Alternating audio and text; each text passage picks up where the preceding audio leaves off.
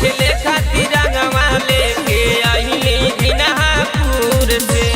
आवा ये भौजी बैठा समहनमा काहे डेरालू मोरे रंगवा से। गरिमा रिकॉर्डिंग स्टूडियो मुंबई।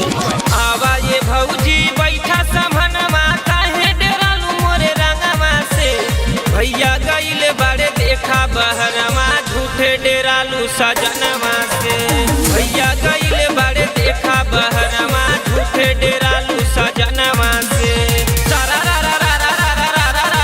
जुगी जी सरारा 4 दिन भयल बा भैया के बहरा।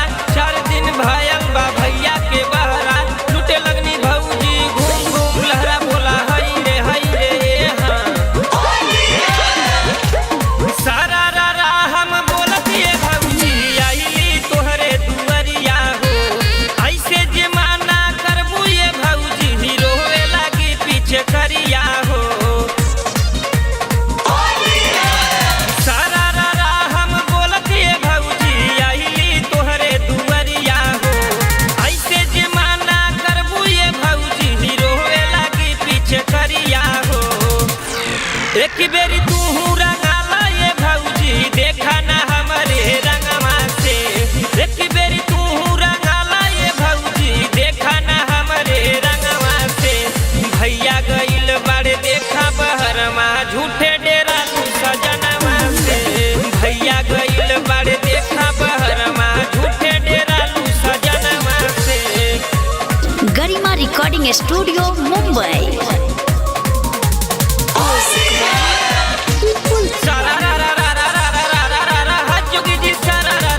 साल भर पे आवेला ये भौजी देखा होलिया।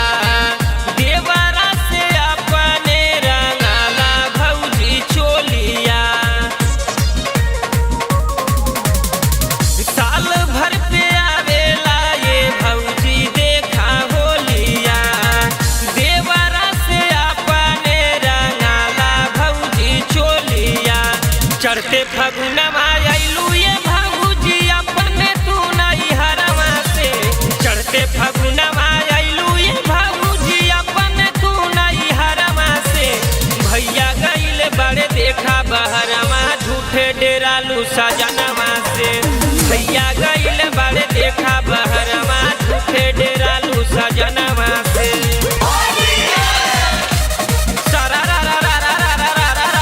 जुगी जी सरारा बुढ़ौती में पिके ले दारू।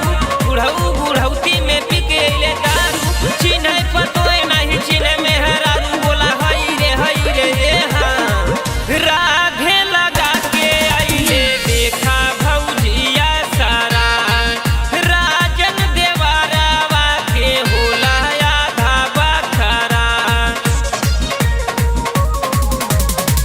राधे लगा के आइले देखा भौजिया सारा।